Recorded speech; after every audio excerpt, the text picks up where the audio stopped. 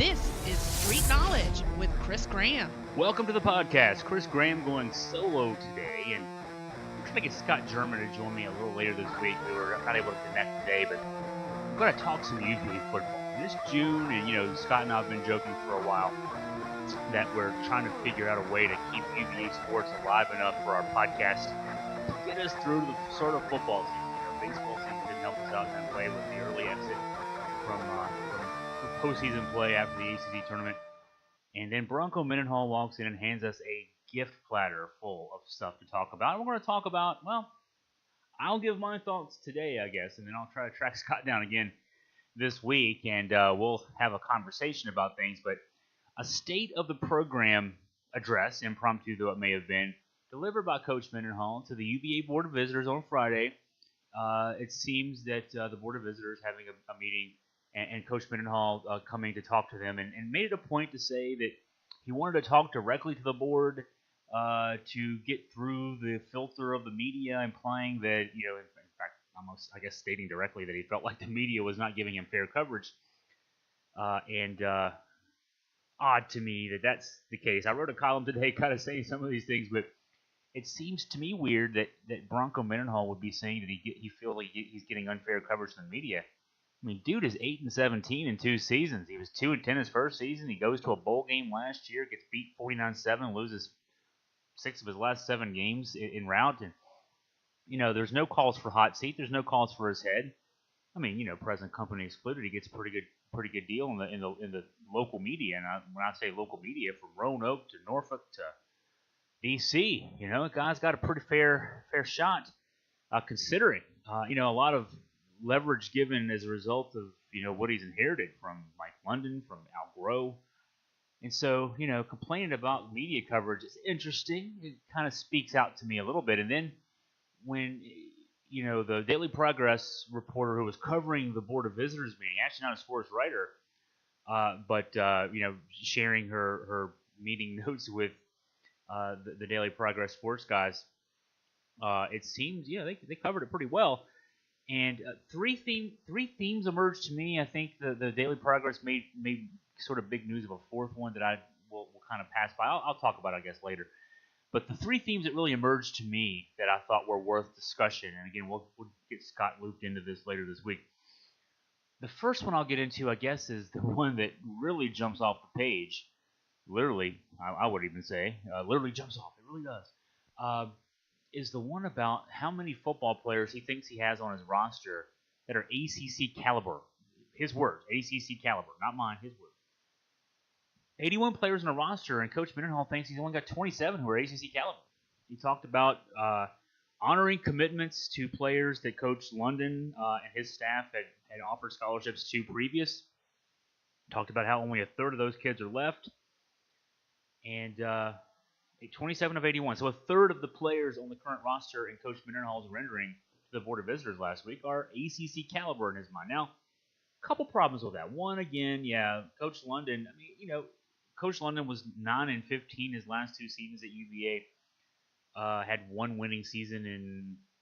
I'm losing my track here. Is it 6 years? I guess it was one winning season in 6 years for Coach London.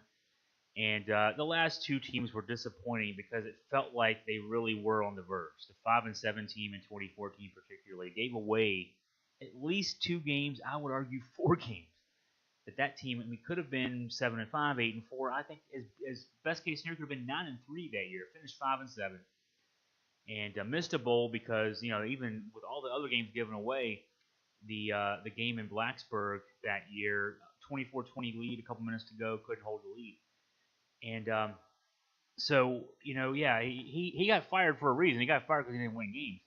But he went 9-15 with that group and had that team really competitive against a really tough schedule. Let's be fair about it. London in 2014 and 2015 was coaching non-conference games against the likes of UCLA and Notre Dame. Those were a couple of the more memorable losses, if you remember. And games that Virginia was very much in and just, again, kind of gave away at the end.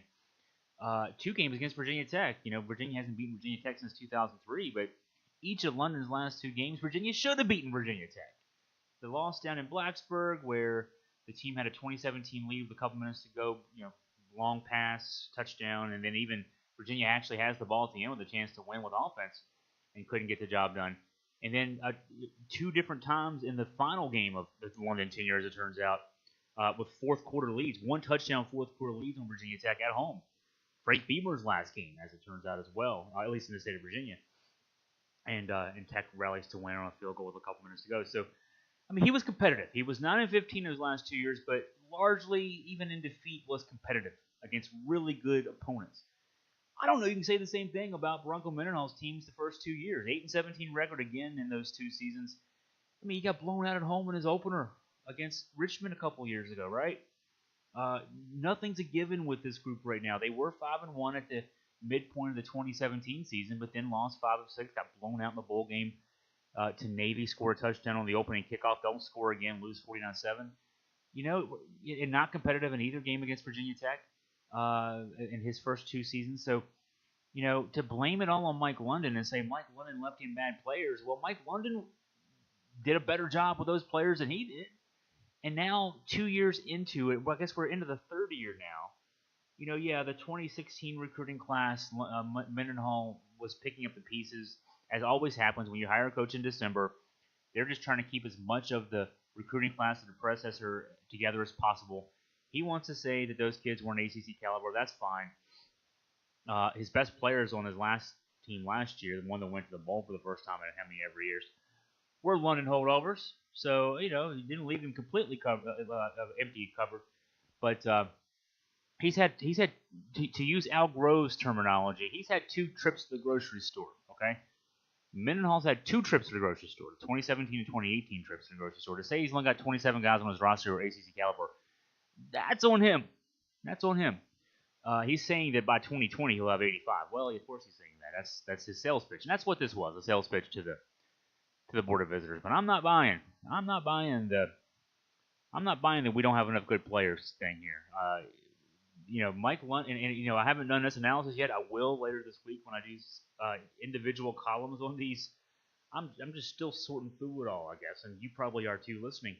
But London's recruiting classes were top 30, top 40 classes. His last class, yes, fell in the 60s as he was, you know, being booted out the door. Mendenhall at BYU never had classes above the, you know, low to mid 50s, and his first couple classes at UVA have been 50s and the 60s as far as the recruiting rankings and rivals. So don't talk about how your predecessor left you with a bare cupboard and you're restocking it with better players. You're not. You're just not. You're just not. Now, Mike London didn't win a lot of games with his great recruiting classes, but he did recruit well. Okay, so second part of this odd talk to the Board of Visitors. The second part was he wants to schedule weak games. You know, the ACC, and I should be careful to say, at BYU, of course, Bronco Mendenhall, as a coach of an independent school, I mean, he and his athletics director had to schedule all 12 of their regular season games. You don't have built-in conference games. It's not easy. I mean, you have to go out and you have to find teams willing to play you. You know, most teams are in conferences, so when you're not in a conference, you've got to find people willing to play you, not just in September when most teams sort of front-load their schedule with non-conference games, and then you get in a harder conference play late in September and October. You know, you got to find people to play you in October and November as well when you're an independent. Liberty's going through the same thing right now. They got some issues. They're trying to fill it up. They're filling it up as best they can. BYU went through that. I mean, Mendenhall went through that with his AD for 11 years, and he knows, you know, how difficult it is to schedule. So he's at UVA now. You think, you know, the guy made his reputation on scheduling tough games. He's got it easy now in one sense. He's got 8 games already predetermined for him. The ACC, you know, you've got 8 games in the ACC. You only got 4 games to schedule. ACC requires its members to schedule at least 1 game a year, non-conference game a year, against a Power 5 school. Okay, so that's easy, right? You got 4 games. You can still go play Liberty. You can still play ODU. You can still play a 1AA school. There's a lot of them in Virginia. You can play, you know, play Ohio U from the MAC or whatever, like we are this year. But you got to schedule 1 against a Power 5 school. This year it's Indiana. Last year was Indiana as well. 2022, I believe it is. It's Illinois. So, you know, those are quote easy games. Last year Virginia lost to Indiana. They're going to play Indiana on the road this year, and certainly week 2. I don't think Virginia will be an underdog in that game going on the road against a Big Ten school, even though it's Indiana. But those are easier games than what you have coming up in 2019, 2020, and 2021. 2019, it's at Notre Dame, return engagement from that 2015 loss of London's last season. So that's 2019. 2020, Virginia opens with Georgia, Labor Day night, huge stakes. I mean, you're opening the conference season on Labor Day night. The expectations pretty high there. Georgia just played the national championship game, so even a couple years away from that, Georgia's going to be Georgia. And in 2021, Virginia actually goes to, I think it's on the road at BYU, but I know BYU is the power, so to speak, Power 5 non-conference opponent. So what Mendenhall would say is he'd schedule the weakest Power 5 he could every year because that's one more win for his program. Now, what a hell of a message to send. It makes me wonder, the first two items on this checklist, the 27 of his own 81 players being ACC caliber, and I want to play the weakest team I can play. It makes you wonder if dude even thought that there was a reporter there. Because these are the kind of things you don't want getting out about your program, right? I mean, the 27 of 81, it's got to kill recruiting. You know, your coach is throwing you under the bus. He's only 2 years into it. He's throwing his kids under the bus. I mean, these are kids who, as we're speaking right now, I'm recording this podcast late Monday night. You know, okay, so late Monday night, the kids in the summertime probably not out running sprints right now. They may not be lifting weights. They probably get up in the morning and do that. I'm a distance runner. You're more effective in your workouts earlier in the day. So they're going to wake up tomorrow morning before whatever else they do. They're taking summer school classes. They may be working part-time jobs. They're going to get up probably at 5 or 6 in the morning tomorrow morning, go run some sprints when nobody's looking around. There's not 60,000 people in the stadium cheering their name. They're just going to go out there and run some sprints. They're going to lift some weights. Then they're going to go about their day. They're going to take their summer school classes so they can stay on schedule towards graduation. They're going to do all this stuff. And their coach is saying they're not ACC caliber. 2 out of 3 of them are not ACC caliber. That's a hell of a message to send to those kids who are busting their ass to play football for you. That's a hell of a message to send to those kids. And then the second message is, we're looking for easy wins. Now, I hate to break it to you, Bronco. But you know what?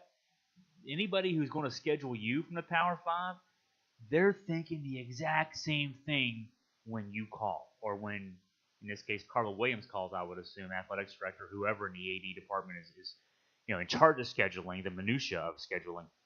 They're thinking, hey, Virginia wants to play? Awesome. That's an easy win for us. But that's a hell of a message to send. So we don't think our kids are ACC caliber.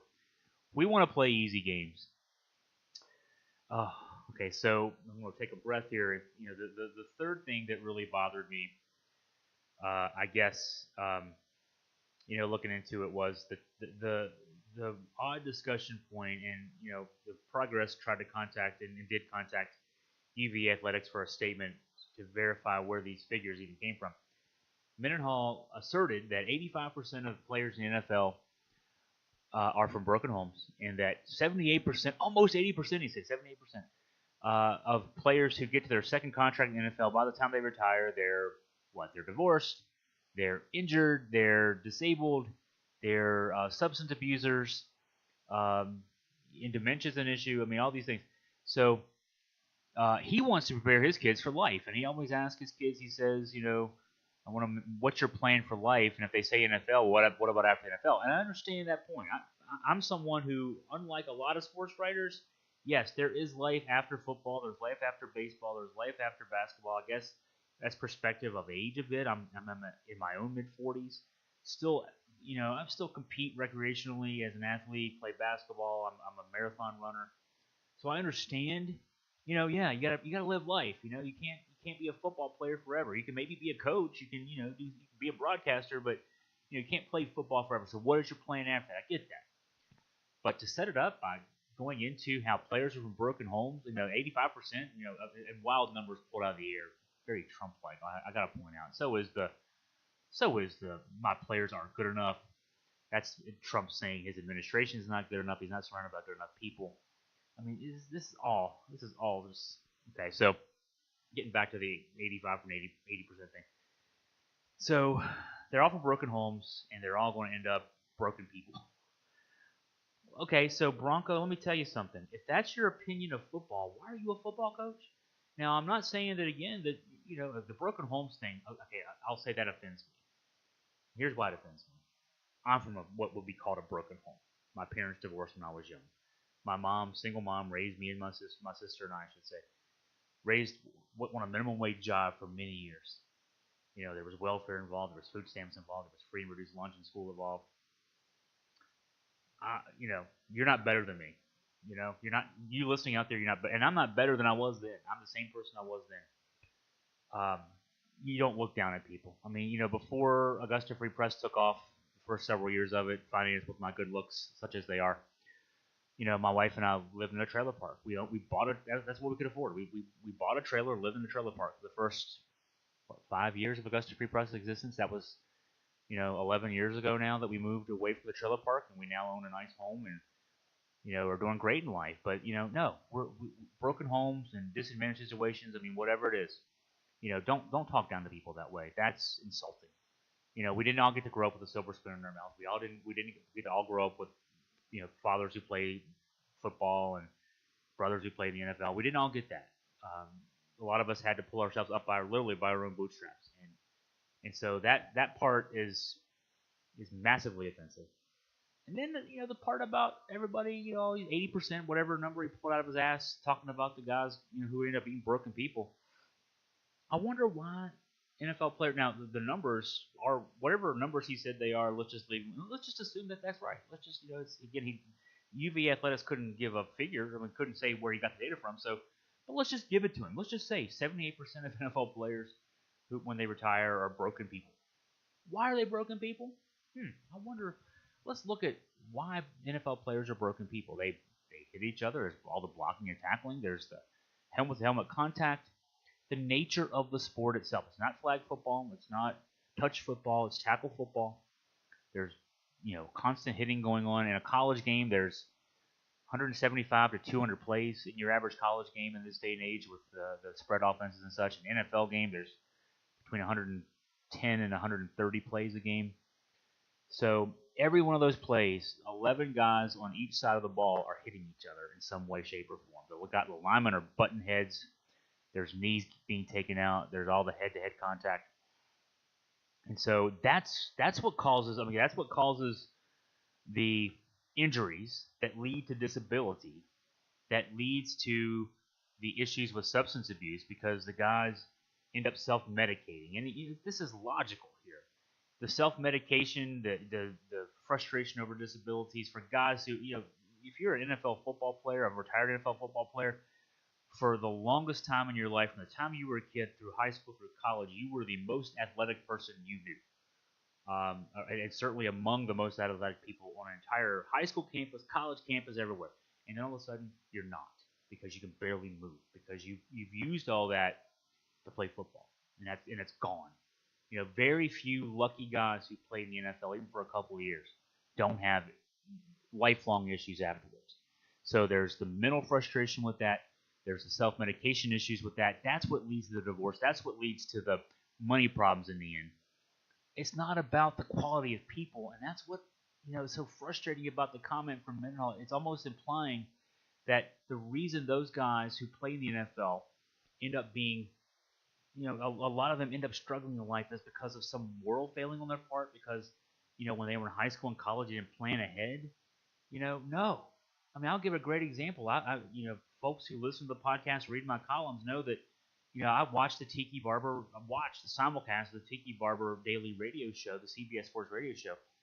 Tiki was just talking today. They were in a context of a discussion with his co-host about Shohei Ohtani possibly needing Tommy John surgery and, the risk of coming back too soon from that. Tiki mentioned that he came back too soon from a PCL injury his rookie year. And he said to this day, he can't stretch his leg out all the way. Now, famously, a couple of years ago, maybe 3 or 4 years ago, he tried to come back to the NFL and was not able to get an invite to a camp. But a Sports Illustrated feature went into great detail about the intense preparation he did to get ready for that. He was squatting like 650 pounds. He was doing all these great things. But he can't bend his leg. He can't straighten his leg all the way. He can't bend his leg right. He can't do certain things. He'll never be able to do again. That's what football does to you. And Tiki also, in this respect, I bring up Tiki for another reason, and more important than he can't stretch his leg, he can't straighten his leg all the way out. Tiki famously during his career. Now, he's a UVA grad, smart guy automatically, right? I'm a UVA grad, so yeah, we're smart guys. He famously, during his career, during the off season in his career, he played 11 years in the NFL. He was a top NFL player. He was not quite Hall of Fame level, but definitely a top running back in his career. I mean, gained 10,000 plus yards, was a star player his entire career. He famously, during his career in the off season, moonlighted as a TV host, knowing that his goal was to set himself up. I mean, he was going to, he did the weekend shift as a sports anchor for local TV stations in New York. The not glamorous job. I'm a media guy. Weekend sports is not the glamorous job. That's pretty much, we got to find somebody to do it. Who's going to do it? Tiki did it. He was trying to set himself up, and he actually did, work his way into immediately post NFL. He was working with the Today Show, and then some personal issues pop up. He divorces his wife. There's some fallout over how that happened, and he loses that job, and now he's doing this talk radio gig. He was prepared, right? He did everything he could to prepare, and he's still figuring out the post NFL part of his career. And we're talking, I don't have it right on the tip of my tongue, but he's 12, 15 years away from his NFL career. Maybe 10 years away from his NFL career. I think the Giants won the Super Bowl in 2007 or 2008, the year he retired. He retired the year before they won the Super Bowl, beat the Patriots back in that undefeated season. So maybe it's 10 years, but he's 10 years away from his NFL career being over, and he's still figuring it out. And he's a guy that had did everything he could do. UVA degree, he laid the foundation. McIntyre School of Commerce. I mean, he didn't just major in finger painting. And he's still figuring it out. So to say that, a lot of guys, and he retired early too before injuries really added up, kind of like Barry Sanders did. I mean, a lot of folks actually questioned Tiki. Hey, Tiki, why'd you quit so soon? You still got, you gained 1,000 plus yards last year. Why are you retiring now? And he didn't say it explicitly like Barry Sanders did, but essentially the message was, I want to be able to walk. I want to be able to walk when I'm 45, when I'm 50, when I'm 60 years old. And this is before we knew concussions and the impact of that on your long-term, brain cognition. But he wanted to just be able to walk. And so he had it figured out. He retired early, retired on top, and he still figured it out.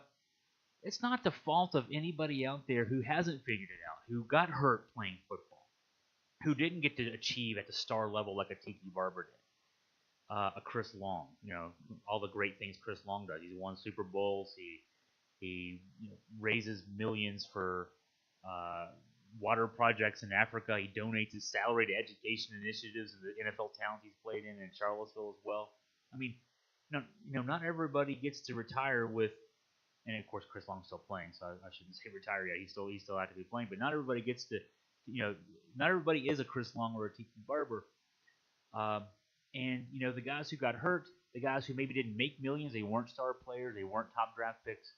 They didn't achieve in major media markets, etc. They don't all get those accolades. They don't all get the millions of dollars that come through some people's bank accounts as they're playing their career. But they still get the hurt. They still get the broken bones. They still have the head issues, the cognitive issues that'll dog them the rest of their lives. Don't down them. Don't talk bad about them. And I say all that to say, yeah, I'm glad Bronco wants to worry about his kids and their future. He wants them to think about their future. But he's implying that he's going to recruit a better caliber of kid because he's recruiting kids. I mean, this is the implication. This is what I read out of it, at least anyway, what he was telling the Board of Visitors. I'm recruiting the kind of kids who want to do more than play in the NFL. Well, I'm all for that. Again, I just talked to you for 10 minutes about how, the NFL, the NBA, Major League Baseball, that's not the end of your life. That's something you do if you're fortunate to be able to do it. It's something you do for a few years. But it's not the end of your life. But that said, every kid who's 15 years old, 16 years old, 17 years old, who's thinking, I want to play college football, I want to play college baseball, college basketball, whatever, they're all thinking, I'm the next star. They're thinking that.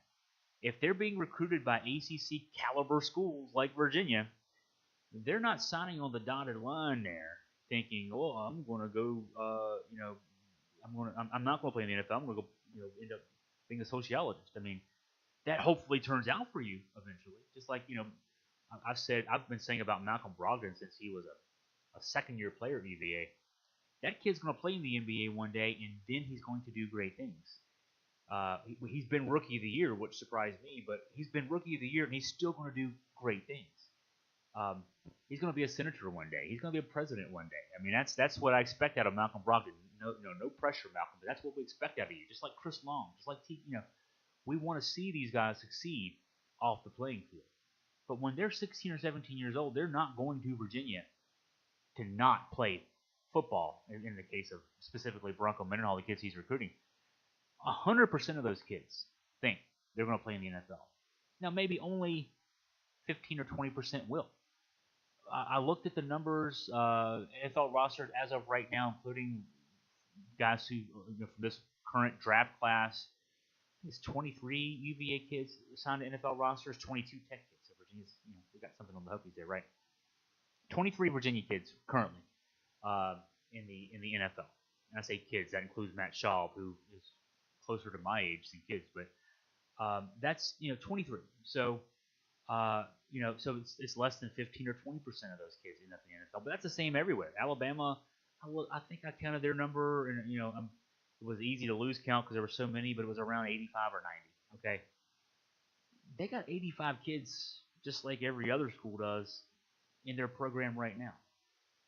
They've got 85 or 90 alums in the NFL, and alums can go back 10 or 12 years. I mean, so that means, if there's 22 to 25 scholarships a year left, quick math, there's 250 kids who matriculated at Alabama.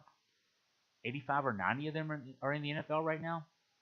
Even a third of Alabama's kids go to the NFL. So yeah, not everybody's going to the NFL, but they're all thinking they're going to go to the NFL. If you're starting to tell people, if you're Bronco Mendenhall saying, oh yeah, you're not going to the NFL, well then why am I looking at you? If you're going to prepare me for life, thank you. I'm all for that. I can go to a 1AA school and be prepared for life. I can go to a Ivy League school and prepare better for life. I'm a UVA alum. If you're telling me I'm not an NFL prospect and I've got offers from Harvard, Yale, and UVA, and you're telling me I'm not an NFL prospect, I'm probably going to Harvard or Yale. I'm a UVA alum. I'm telling you, I'm probably going to Harvard or Yale if I'm not an NFL prospect. I'm going to be better prepared for life going to those schools than I am at UVA. So don't down what you're doing. You're a football coach. You're not a guidance counselor. I'm glad you're thinking about their future, but you're a football coach. Mike London, and the reason there are 23 UVA kids in the NFL right now and only 22 Tech kids, we got them by one, is because Mike London, yeah, he could recruit. He couldn't game day coach, but he could recruit and he could coach them up, like he said. And I hated the way he said that all the time, but he could coach them up. He got guys in the NFL. So that's your job. If you're an English teacher, if you're an English professor at UVA, and I come to you because I'm thinking I'm going to be a writer, don't tell me to prepare myself in case I don't become a writer, to broaden my skills so that maybe I can be a Taco Bell manager. I'm coming to you because I want to be a writer. Get me ready to write. Prepare me. Do what you got to do to get me ready to write. If you're a football coach, don't tell me I'm not going to play football. Now, yeah, okay, I got to do other things in life too, but if you're the football coach. Get me ready to play football. I'll learn some lessons along the way. So that's where we are right now. I'm calling this a jump the shark moment for Bronco Mendenhall and UVA football. Because it seems like to me, you start reading this together. Okay, so only 27 of his kids are good enough to play in the ACC, according to Bronco. He also talked about how the mood of the room when he took the job was so depressing because kids were so sad. They weren't even giving him eye contact. Nobody looked like they wanted to win football games. Again, that's pissing on Mike London. And he's buying himself some insulation here. He's getting paid $3 million a year to win football games, and he's not winning football games. So what's he doing? He's blaming his predecessor. He's blaming his kids. He's blaming the schedule for why he's not winning games. I don't know how we can't read this as anything other than the guy's going to be there 5 years and he's going to be gone. I think he's throwing his hands up. And I think he's waving a white flag. I think he's begging surrender.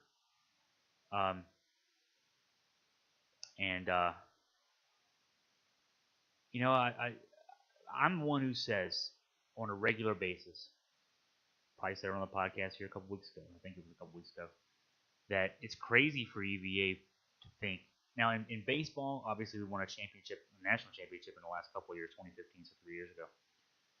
The basketball program's going to win a championship. It's going to win it's won ACC championship. It's going to win a national championship. It's going to happen. Tony Bennett's going to lead Virginia to a national championship. Those sports you can compete in.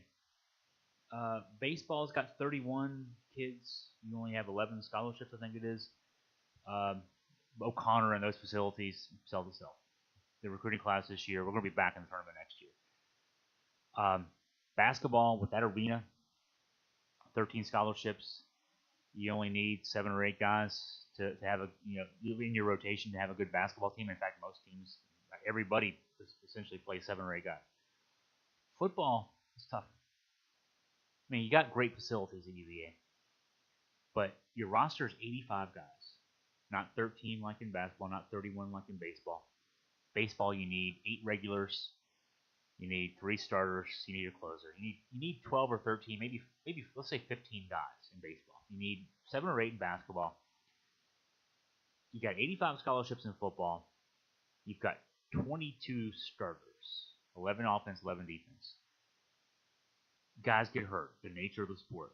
You need at least so you have to go to your 2 deep. You have to have at least 44 guys all of a sudden, not including your specialists, your kickers. You at least need a punter and a place kicker.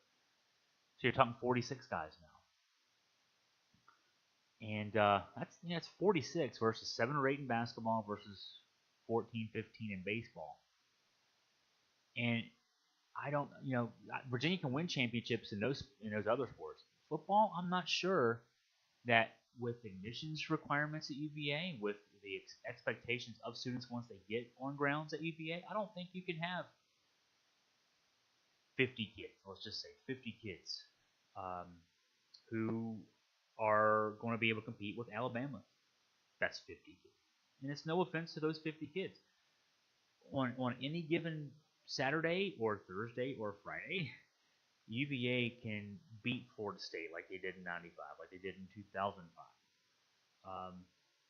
Any given Saturday or Thursday or Friday, they can beat a Clemson, but they're not going to go 12-0. They're not going to win the ACC championship after going 12-0. They're not going to be in the Final Four. If the playoff field eventually expands to even 8. I'm not sure Virginia can be in the Final 8. I think Virginia, if the field were ever to expand to 16 or 20 or 24 like it is now at the 1AA level, FCS level as we call it now, Virginia can be in the 16, 20, or 24, but UVA is never going to be in the 4, never going to be in the 8. It's just not going to happen. They're not, Virginia can win a Coastal Division championship, and if you win your Coastal Division championship, and you're playing Florida State or Clemson in the championship game, yes, they can win that game too.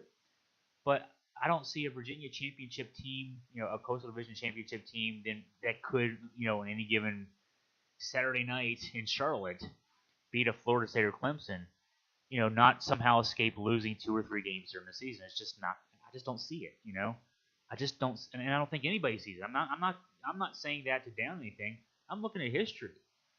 As good as George Welsh had UVA football, he had UVA football for number 1 in the country for 3 weeks in 1990. Didn't finish that season. Injuries happened to that team. Shaw Moore breaks his thumb. Bad things happen. The depth wasn't there, and you lose games. His 95 team that beat Florida State lost on the last play of the game at Texas, at Michigan. That was George's best team, even better than the 90 team that went number 1 for 3 weeks. That team lost 4 games. Crap happens, The 98 team that I think started 7-1 was rose as high as number 4, number 5 in the country. Lost to Georgia Tech, 38-17 lead. Aaron Brooks fumbles late in the 3rd quarter. They return it for a touchdown. I mean, crap happens, The 2004 team, Al Grove's best team, 7-1, number 10 in the country, Miami in town.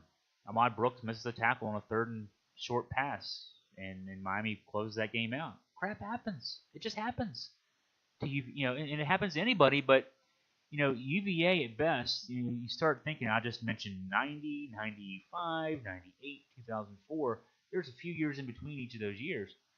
every fourth or fifth year UVA football, you get things in the right situation. You don't have to play your true freshman, let them redshirt, get a year older, a year more mature, a year more physically mature, and then they're playing as 22, 23, 24-year-old redshirt seniors against Florida State and Clemson's hot shots who are 18 or 19 years old. That's what can give a team like Virginia advantage. You got smarter kids, you got older kids, more mature, more physically and mentally mature kids. You can do that, and that's what happened every 4 or 5 years. George Welsh, and then into the first part of the Al Groh tenure, every 4 or 5 years, UVA football would be mega competitive, and that's what I think you can expect at a place like Virginia. I don't think you have to look much further than Stanford. Stanford, yeah, we remember Jim Harbaugh got them back to, with Andrew Luck, he had them in a Rose Bowl. I think his successor had them in a Rose Bowl. They're back to earth now, though. They're back to winning 8 or 9 games a year now. Northwestern can win, Duke can win, but not every year. On an every year basis, UVA football should be an 8-win program with the facilities, with the money that's invested. UVA football should be disappointed if they don't go 8-4 every year. Okay, and then every fourth or fifth year, you get the right accumulation of talent, the right combination of talent together. A couple breaks go your way, you can win 10 or 11, maybe even. I think I'm stretching to say 11, but you can win 10 games, win your division, maybe upset Florida State or Clemson in the ACC championship game, maybe sneak your way, depending on the playoff situation, by that long distance point in the future, maybe sneak your way into a playoff, but probably play in a New Year's Day bowl game. That's the height of this program. That's the height of this program. But I'll say this, it sounds to me that what Bronco Mendenhall is saying the height of this program is, well, I've only got 27 kids who are worth playing. I'm preparing them more for life than I am for football. I want to play easy schedule. I want to play easy games as much as possible. I'm going to throw everybody under the bus but me. It doesn't sound like to me he's even thinking 8 wins is possible on a regular basis. It is. It is. It very much is. George Welsh laid the blueprint down. It's been a long time ago now, but George could do it. The next George can.